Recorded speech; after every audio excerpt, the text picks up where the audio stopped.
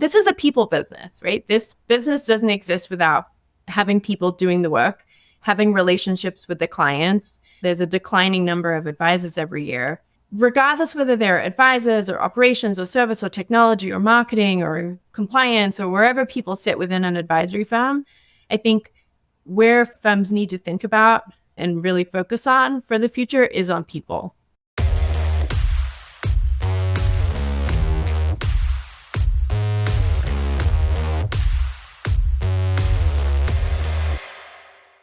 Hey everybody, welcome back to another episode of The Connected Advisor. I'm your host, Kyle Van Pelt, co-founder and CEO of Milemarker. And today I am joined by Lisa Crafford. She probably doesn't need much of an introduction for most of you if you spent any time in the industry, but if you don't know who she is and you've been living under a rock for a while, Lisa is the head of advisory at Constellation Wealth Capital, where they specialize in making tailored investments in industry-leading wealth management firms to help them add to their success and their independence. She's been in the industry for a while. She's worked with Fortune 500 companies in both Australia and the United States. She's traveled quite a bit, and she's had a storied career that I'm excited to talk with her about today. So Lisa, thanks so much for joining the Connected Advisor. You got it, Kyle. Great to be here. Thanks for having me. Absolutely. So I start every one of these off with the same question, and this is going to be no different. I have found in talking to hundreds of people throughout my time in this space that everybody's path to this industry has been unique to them. You know, maybe some people it's a bit of a traditional path, maybe some people it's a bit untraditional, but what is constant amongst everybody is everybody had what we call a money moment, something that happened in your life that caused you to say, this is where I want to spend my time and my career working on this. I'm curious for you, what was your money moment that led you to want to spend your career working in wealth management? Yeah, absolutely. So I grew up in Australia and spent my entire education there through undergrad. I'd kind of escaped a little bit and went to Europe and had a nice year abroad. But when I moved to the States, I was young and married and I didn't know anyone. And my husband at the time was working for an RIA firm. And I'll be honest, I had no idea what that meant. I had no idea what they really did. I kind of heard a little bit about his day and what he did and kind of the work that he got to do. And the firm that he was working with, one of their folks had broken her ankle quite poorly and they needed someone quickly. And they're like, well, Lisa's not doing anything. Maybe she can come work for us too. I'd met them a couple of times just from visiting with my husband. And so I showed up for work and I said, well, what do you want me to do? And it was really an admin job and just an opportunity to help them kind of cover the gap while Carol was out on leave for her ankle. And that turned into a lot more. I was there for several months while I was waiting for various immigration things to process. And while I was there, I got to see the work that they did with people. I got to see people come in and, you know, you could almost from the front desk, like see people come in with their shoulders a little hunched, right? And they would walk out and they'd be standing a little taller and a little more comfortable. And they were like hugging and shaking hands and everyone was so happy at the end. And I kept asking questions about what they were doing and how they were helping people. And it got me thinking like, well, this is a really cool industry, a really cool job where like you get to kind of blend some of the numbers and the research and all of that, but you also get to actually help people. I had worked at Blockbuster my entire university life in Australia. And I loved the community that provided. Obviously Blockbuster was never going to be my career of choice. And I saw the writing on the wall on that one, but it was really nice to kind of see that opening. And so I think for me, that kind of planted the seed of like, this is a great opportunity. You know, this is an industry where people help, but they kept asking me, do you want to be an advisor? Do you want to be an advisor? I was like, well, not really. I think it was like a little bit imposter syndrome, a little bit of like, I don't live for the markets. Like I don't wake up every morning and check and see what's going on in the markets, but I loved how they were able to help people and the resources. So I stepped away from it for a little bit and went into recruiting during the GFC, which was a really interesting time to be trying to help people find jobs, and found my way back there. But I think it was really that first job as an office admin where my day was scheduling meetings and scanning 20 years of correspondence that had never been digitized before, where I really kind of got the itch that I wanted to spend more time in this space. That's a great money moment. I appreciate you sharing that. That's pretty cool. I love the story about people coming in with hunched over shoulders and things like that and being able to walk away with confidence. I think that's a sign of a great advisory firm. That's really wonderful. So before we dive too much deeper into the work stuff, I've got to ask you, when doing research for this, I saw that you were the captain of your netball team. Is that right? And I think for a lot of us here in the United States, probably aren't too familiar with netball. So can you tell us what netball is and give us a quick introduction and education on it? Yeah. So my best friend, still to this day, Karen, and I were the netball captains at our school. We had 37 teams. So as seniors in high school, we were managing a lot of kids, but we were at an all-girls school. So we had 37 teams of about 10 or 12 girls on a team that needed coaches and umpires on the weekends, and we played games every Saturday. But netball, if you look at it, you think that it's like lesser basketball, but it's a great sport. It's played all over the Commonwealth. Mostly girls play it, although in university you see a lot of co-ed netball. It's kind of a joke, but it's fun. So it's a little bit like basketball with the rules of ultimate frisbee. So you have a ball, you have a net. The court is broken into thirds and you wear a bib with your position on it, and that determines where in the court you're allowed to go. And the goal is to get the ball down to your end of the court and have your goal attack or your goal shooter get it in the net. And it's a very fast-paced sport. I love it. I haven't played it in a very long time. I think my knees might hate me if I tried to play it today. But I think, growing up, I did a lot of sports. Australians always do a lot of sports. And netball was the first team sport that I'd ever done. And it gave me a real appreciation for teams and the roles that everyone plays. And in netball, I think it's in particular very interesting because only two people on the team are allowed to shoot the ball. Oh, wow. Right? In basketball, anyone can shoot the ball. But in netball, you have to be goal attack or goal shooter. But it's up to the rest of the team to get the ball to you. And so I think there's a lot to be learned from netball. So I hope Americans, check it out and maybe there's a lot of expat leagues all around the country that still play netball. It's a lot of older British, Australian, Kiwi, South African women who put painting tape down on basketball courts and play in school gyms all around the country. So that is awesome. I learned something as I was researching for this. I hope the listeners of this podcast have just learned something, and maybe we'll start a new netball craze. I mean, pickleball sweeping the country. There's all kinds of other things. Maybe there's a new thing that's getting ready to sweep across America. Yeah. So let's dive in a little bit to the work stuff. So Constellation, I know you started there relatively recently, and they've kind of exploded onto the scene, with some splashy news and things like that. But we're going to talk about that quite a bit, but I'd love for you to just take a second to tell us about Constellation, what makes you different from other capital partners or anything like that. Give us the story of CWC. So Constellation is new, officially launched about a year ago by Carl Heckenberg. It was his brainchild and really thoughtful, having been in the space and having done minority investments, seen a gap of where firms of a certain size weren't able to be served with certain types of capital that they need. And as firms continue to get larger and larger in our space, things get more and more complex. And so he wanted to provide a simple and very effective capital solution for large and very fast growing advisory firms, wealth management firms. So I think everybody out in the market kind of heard about us on December 1st when we all updated our LinkedIns and launched the website officially. But my team and the rest of the Constellation team has been slowly gathering since about this time last year in June. And we are 14 people today. So there's a nice split between the investments team who work with our partner firms on structuring the deal and all the great legal and compliance and all the work that goes on behind the scenes and the diligence work, and make sure that they're super comfortable with what they're getting into, right? When you go into business with a capital provider or whatever it is, it's like buying a house, right? There's a lot of paperwork. You actually have to read it.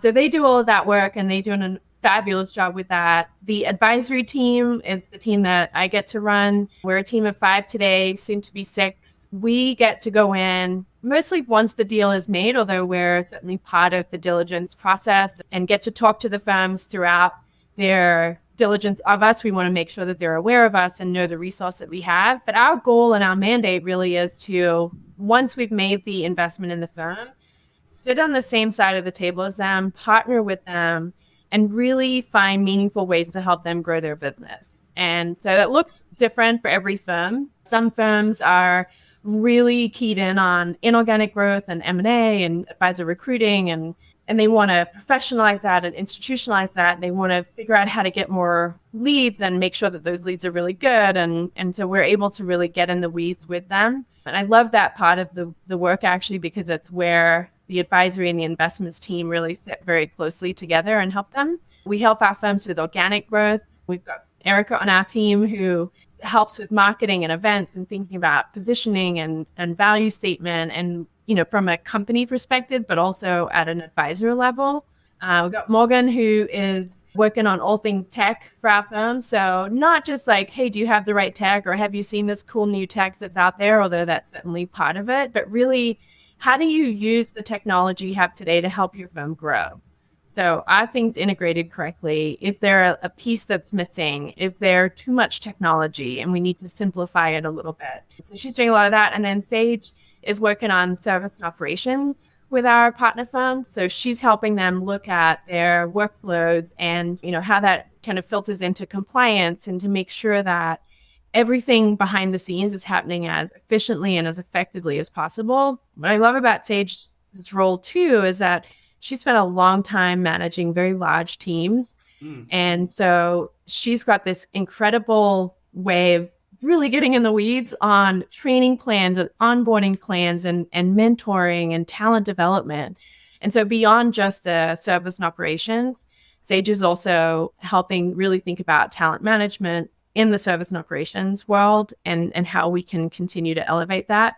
And I should say, I didn't say Mike's name, but Mike's our guy on all things M&A, and he's doing a fantastic job on that. So it's advisory and investments, and then we have our fundraising team and our finance team at Constellation. So it's a small crew, feels a little bit like a startup some days, but we're having a lot of fun. And it's a group of people that have worked and lived in and for the RIA industry pretty much their whole career. And so everybody gets the business. We know the players, we know the people. We've met some really great people through these transactions that we've done and the partnerships that we've made, and even some of the firms that we've met that we've decided not to partner with.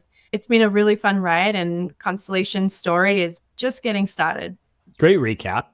So I'm curious because I feel like it's been happening, especially when interest rates were low and things like that. But it just seems like the wealth management space has become such a target for investor money, maybe coming in. There was always firms maybe getting acquired or things like that. But it just seems like it's such way more prominent now. Why do you think that is? Like, was the wealth management industry hiding under a rock and investors just weren't paying attention to it? Or did something change that made people kind of wake up and say, hey, we really should be deploying capital to this space?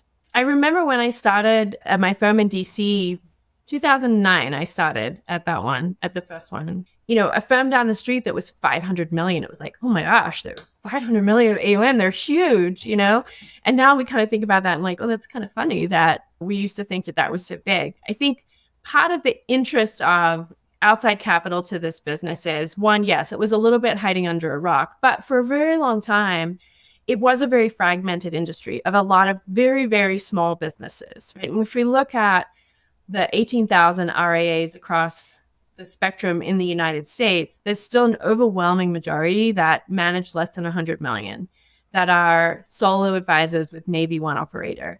And that's one of the great things about this industry is that you can run a successful, profitable business at any size, right? And so there's a great space for those smaller folks. But over the last 10, 15 years, we've seen this maturation of the industry where firms like CapTrust or Creative, like $100 billion, Cerity, why do they all start with C? They've all just kind of come onto the space and are running like real businesses. These aren't a couple of advisors that had some family money or had this connection and started gathering. These are real businesses with boards, with shareholders, with executive management that's professional management, not just like an advisor who also puts their CEO hat on at the end of the day. And so I think as the industry started to get larger and larger, the outside capital saw one, that the work we do is good, right? The work we do makes a difference in people's lives. It's not just about making rich people richer. It's really about helping people understand their wealth, share their wealth, create a legacy with their wealth, and make literally the world a better place through what they've created with their money. But also the nature of the relationship in that it is not a transactional. It's not like you go to your accountant once a year and you write them a check for a few grand to do your taxes. I think the outside capital started to see that these are recurring fees, often paid in advance, often with no actual deliverable. There's a lot of firms that don't do investment management, that don't do financial planning, but yet still put themselves out as wealth manager. And it's completely legitimate because at the end of the day, I think what advisors are selling is not this performance or this thing over here. It's the peace of mind to help people understand and enjoy their wealth, whatever that level of wealth might be, right? Whether it's 10 grand or 10 million or 10 billion. That reminds me of one of the first things you said, though. People don't come in with their shoulders slumped and then leave tall and happy and smiling proud because they were worried about performance or anything like that. They just wanted to know, are they okay, right? And I think people are helping with that. It's still a mystery to the money thing, right? Like you could ask a very educated person, how much money do you need to retire? And that's a hard question to answer. And it's going to be different for everybody because if your expectation of retirement is 4 overseas first class trips a year, it's very different to, I want to move to where my kids are and never go on vacation. There's a huge spectrum of what that could look like. And so there's no playbook. There's no exact right answer. It is so personal. And so we were talking in prep about Heather. And I think one of the beauties of like how some of our advisor friends are approaching this, and Heather at SIGFD does such a great job of this, is like, it's almost a psychology. Advisors play a role of counselor and therapist as much as they do of explaining how the markets work or helping their clients understand their financial decisions and the impacts and consequences of those decisions. Absolutely. And I think that's one of the things I love about what you all are doing at Constellation, and that it's not just capital being invested, but they are investing in this team to help advisory firms grow and become more successful, is because, I love this concept that wealth is about much more than money. And so how can more advisors help people truly manage, if it's wealth management, it's managing more than just your money. It is your behavior. It is your psychology. It is your hopes and your dreams and your goals and all of these things, and setting your family up for success and all of that stuff. It really does impact so much more because really money impacts so many areas of our lives. And I truly believe financial planning is far more than retirement planning. And I think that's one huge change that our industry has gone through over the past maybe 8 to 10 years, is like it stopped being mostly about how do you make sure you have enough money when you're in your 60s and 70s, but hey, how do you also enjoy your 30s and 40s while still taking care of your 60s and 70s and, all of these sort of things. Yeah, absolutely. It's almost more complicated in your 30s and 40s than it is in your 60s and 70s, right? My generation, our generation, we're dealing with much larger mortgages, kids, and the cost of raising children in today's world, which is just insane when we think about it. Student debt, which my parents' generation really didn't have to worry about. The financial complexity of life at this stage, when you're also trying to raise children, if you choose to have children or not, mortgages and navigate the job situation and the cost of living, and being in your 30s is hard, I think. There's a lot of growing up still left to do. No doubt at all. And so I do think there is more and more people. That's like some of the data and stuff I've seen is the chart of people searching for and looking for financial advice is, up and to the right. It's hockey sticking like this for those who can't see it on video. But, the amount of people able to serve that advice is either flat or declining. We have to figure out how to scale advice and how to maybe make this better. And so I appreciate those insights. One other thing I wanted to ask you about selfishly with the things that we do here at Milemarker, we are a data and a technology company, but I'm curious for you and the seats that you sit in, having your technology stuff together, having your data together, being a little bit more crisp on that. Does that impact valuation of an RIA at all, or the enterprise value of an RIA in any sort of way versus somebody who maybe isn't investing in technology as much? I've seen firms underinvest and overinvest in technology. And certainly we look at all of that when we're thinking about evaluation. And, we talk about professionalizing the business. That includes your technology. So we look at firms, let's go with the under investing point, right? They've got Salesforce, they've got Adapar, they've got like every shiny new object that exists in technology, but they're not really using them. And so, it's kind of like buying a Porsche and then like driving it around your neighborhood, right? Like you're not really getting the benefits and the enjoyment of the powerful tools that you have. Then we see firms that have invested well in technology, but have so much technology that there's data everywhere and they're not actually synthesizing it and doing anything with it. So I'll give you an example. One of the projects we're doing with one of our partner firms today is they've done a fabulous job with data. They use Adapar and they use Wealthbox, and they have collected really significant, valuable information for their clients to help them serve their clients better. It's not superfluous information. It's not like some big dossier, but it's really, really helpful information that really does drive how they manage the relationships with their clients. But one thing that we're trying to help them with right now is marrying those two data sets to figure out where is their opportunity to serve these clients more, because a little bit over here on the left and a little bit here on the right, but putting it together makes it very, very valuable. And so I think having the data and having the technology is really important. But then actually what we want to look at, particularly from the advisory perspective, is what are you actually doing with that data? How are you using it to create efficiencies in the business, to give your clients a better experience, to identify opportunities to maybe consolidate assets for a client, right? Or think about, how you might be able to provide them better solutions or be more appropriate to their risk or, whatever it might be. So there's having data and there's using data. There's having tech and actually using it properly. And that absolutely makes a difference when we look at a firm, how we think about them. This podcast is brought to you by Turncast. We make game-changing content for fintech and financial services companies. Learn more at turncast.com. I feel like a conversation I've been having dozens of times over the past little bit is, one of the reasons people come to Milemarker is because they say integrations are broken, or they wish their integrations were better. But I have been asking a bunch of people, well, like, what do you want better integrations for? Nobody wakes up in the morning just saying like, oh, I hope that my portfolio management system integrates with my CRM really great for the sake of them being integrated. And the reality of what we found is it really comes down to two things, which is they want better reporting. They want to be able to build reports that contain data in 3 or 4 systems, and you can't do it today. Or they want better workflow management. Hey, I want to create that efficiency. And it sounds like, maybe Sage helps with some of the stuff for some of the people on your team, right? Is what workflow should we have? That's a great question. But then 2, can we actually execute and create these workflows using the tools and systems that we have? And I think that's a conversation that's not happening enough, because the industry loves to talk about how integrations are broken, but very few people are talking about what you would do with better integration. And I love some of the examples you just shared for that. Well, and on the point of integration too, I think, when I look back 10, 15 years ago, we didn't really know what integration actually meant, right? Or how it would help us. And I think there's been and you guys are a great example of this, just so many thoughtful people who are seeing issues and then creating the solution for it in an advisory firm. I think there's still a long way to go in that, in how we think about client experience and employee experience, and making sure that we're creating meaningful jobs, particularly in service and operations, that allow people to use those integrations to make their jobs more interesting rather than just to automate them more.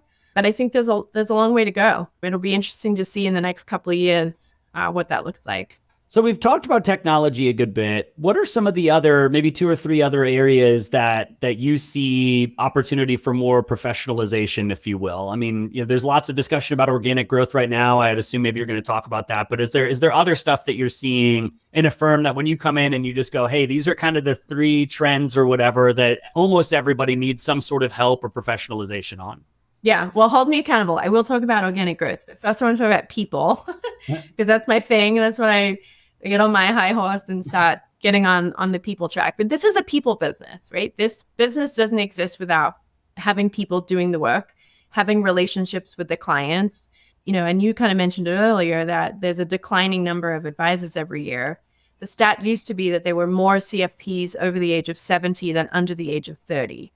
Regardless whether they're advisors or operations or service or technology or marketing or compliance or wherever people sit within an advisory firm, I think where firms need to think about and really focus on for the future is on people. And it's not on spending 5 years waiting to hire someone with 5 years of experience, but it's hiring young talent and training them and equipping them. And you know what? Sometimes they're going to leave, and that's okay. You've learned something, they've learned something. Firms I've talked to over the years, I've had some wild stories about folks who just like don't want to hire young people because they always leave.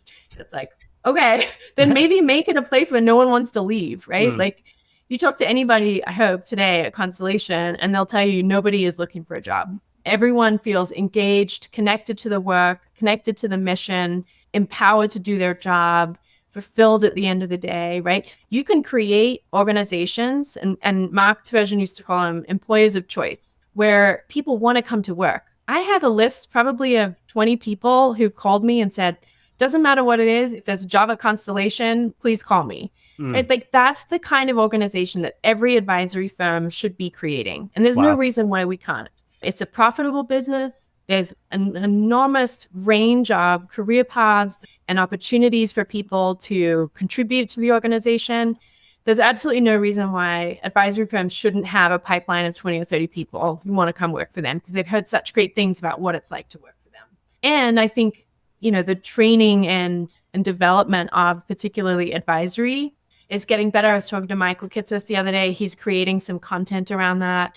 Matt Sonen's got his COO podcast and the COO Society, and he's doing a lot of training. There's a lot of resources out there that take the burden off the advisory firm who maybe is just capacity constrained and doesn't have time to dive into some of that real complex work.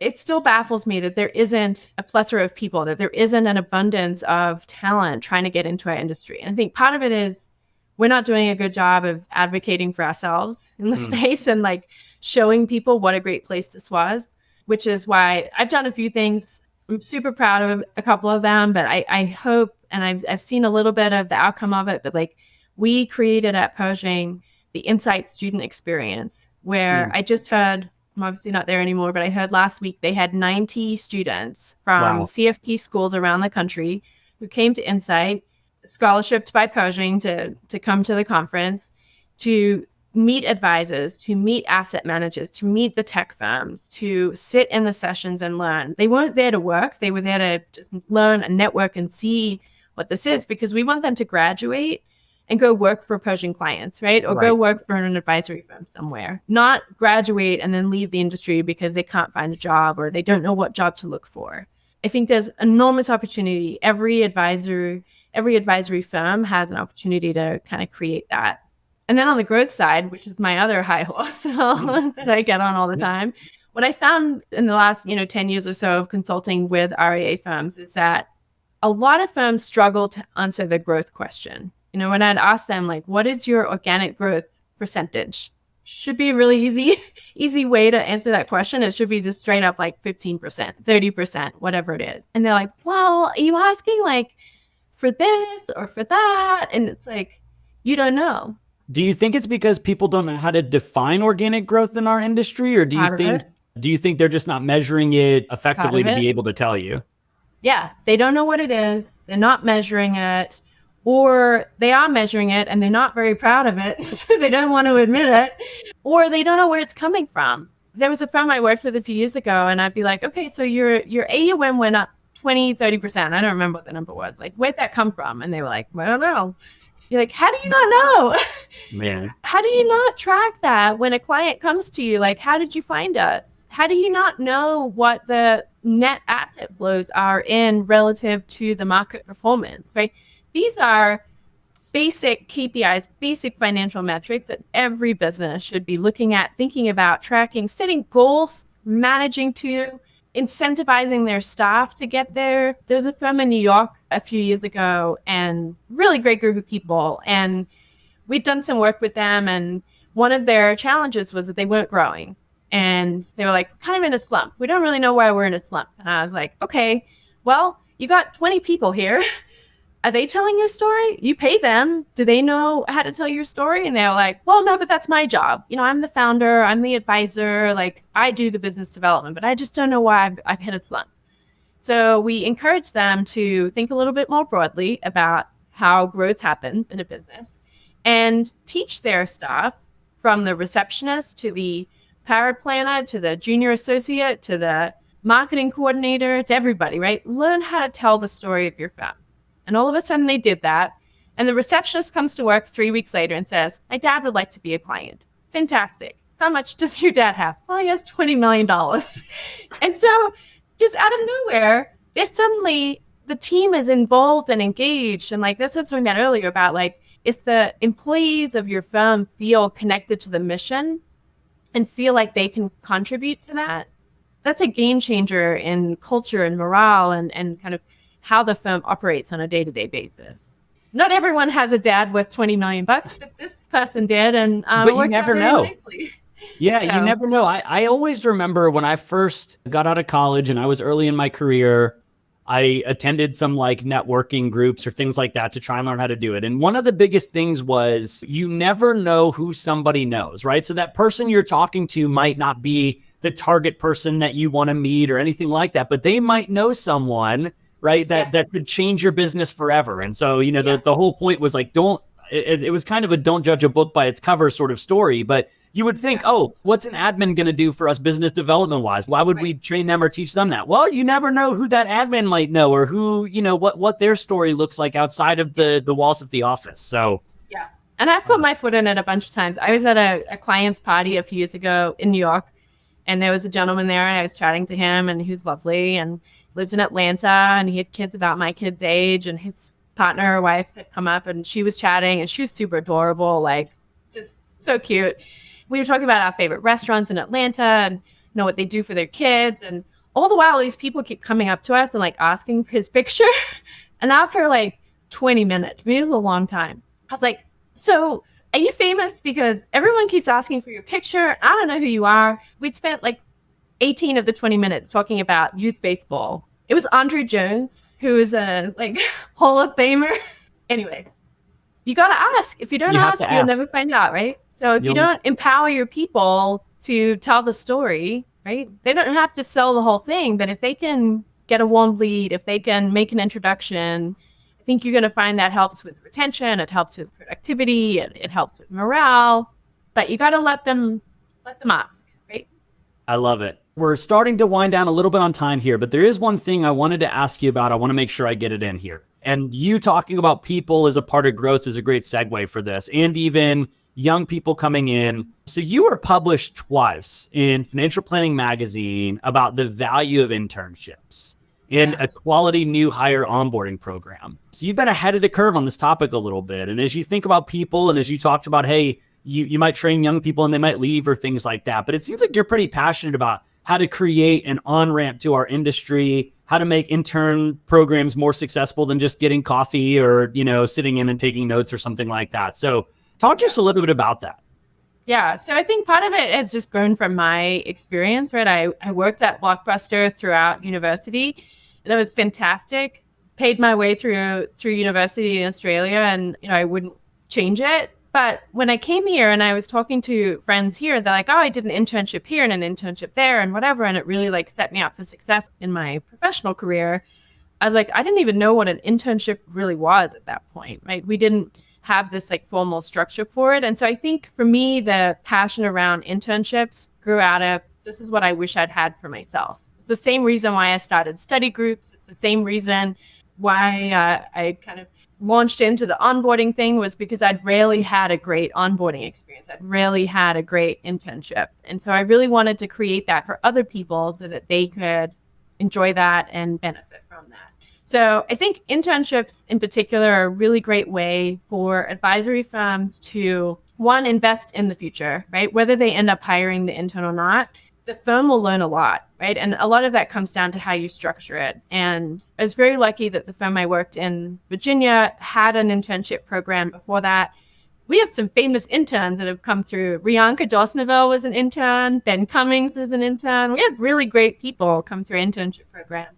I wrote about it because I thought it was important that other firms could use it. And I wanted to show them the structure of how we created the program so that they could steal it, tweak it, change a little bit, make it a little bit more aligned with their culture, and then implement it so that more students had that opportunity.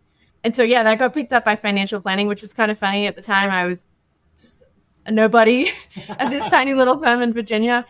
And it was kind of cool. And I'd started this study group as well, where we were gathering a handful of COOs from around the country and talking about what we were doing and what was working, and then publishing on a blog back then. Again, just trying to help more firms kind of see what was out there and not have to recreate the wheel. Sean Kapuzinski took that to the next level and created Hyphen, and it's gone on to be a huge success. And his group, I think, has probably launched more operations careers than any one recruiter in our entire space, or maybe all of the recruiters altogether. But yeah, internships is a really great way for the intern and for the firm. I think there's great value on either side. And then on the onboarding piece, I don't know if you've ever shown up for a job where you kind of get there on the first day and they're like, oh, shoot, your computer will be here on Wednesday. Yeah. Right? I've had that. What, right? what do you do? Yeah. And you're like, so what do I do for the next 2 days? Well, yeah, maybe just like shadow some people. And you're like, who? I think particularly in our space, right, there's a couple of really good career paths and kind of tracks. I think it's relatively easy to build out a meaningful onboarding plan. But again, there's some really good studies that have shown if you put a little bit more thought into your onboarding, if you think about creating a meaningful experience when an employee starts, they're going to be more engaged, more productive, retain longer, recruit their friends to come work with you. There was a firm in Virginia, actually, a friend of mine was the COO there at the time, and I thought they had the best onboarding. And he was super techie, and so he created all these cool things. But like a week before the employee started, they got sent an email with a link. This was a long time ago, so some of the tech didn't exist back then, so it's a little dated, but like it was a landing page, right? Welcome, Kyle. You come into our firm next week. Here's what to expect on the first day. Here's what we'll have for you when you get here. When you show up, just bring yourself. We'll get you covered. And then you'd show up on your first day, and at your desk, you'd have your branded mug. You'd have your pen. You'd have your notebook. You'd have a computer. You'd have a chair. I actually started one job where I didn't have a chair, and I had to go find my own chair. Way to make me feel welcome, guys. Like, I sit on the floor. It's more than just on-the-job training. It's how can you make this person, from even before the day they start working for your organization, feel really special. One of the things that I feel very strongly about is website, team pages. And there was one firm I was working with, and the CEO was like, I really want to show you our new website. I was like, awesome. He's like, here's the team page. And it was this huge picture of himself. And then no pictures of anybody else. And I was like, you know what this story is telling people? Is that only you matter. You go to team pages and it's like, here's me, the founder, and here's me, the other founder. And then eventually we'll put all the other people down in here. But forget the admins. We're not going to put them on there. No, put your admins on your team page. They're part of your company. Right. They're part of the team. They're part of the team, right? This all kind of rolls into onboarding and the employee experience, right? You want people to show up and give you their best every single day. You got to make it a place where they want to do that for you, right? Where they feel so connected and so aligned with it that they're going to answer an email at 8:00 on a Saturday night because they want to, not because they feel obligated or because there's some fear or whatever, but it's I know that this will be helpful. It'll take me 10 seconds. I'm going to take care of it. That's awesome. I can tell you're passionate about it. It comes through. And I think you're totally right. There's a phrase somebody said to me once, which is you only get to onboard one time, right? At the company that you're coming to, right? Obviously, if you change a job, you get to onboard again, but you don't get to go back and onboard again. If you get a promotion, you don't get new onboarding, if you any of that type of stuff. So how do you make sure that it is a really great experience for you to have a good experience with the company, for you to actually learn about what's going on?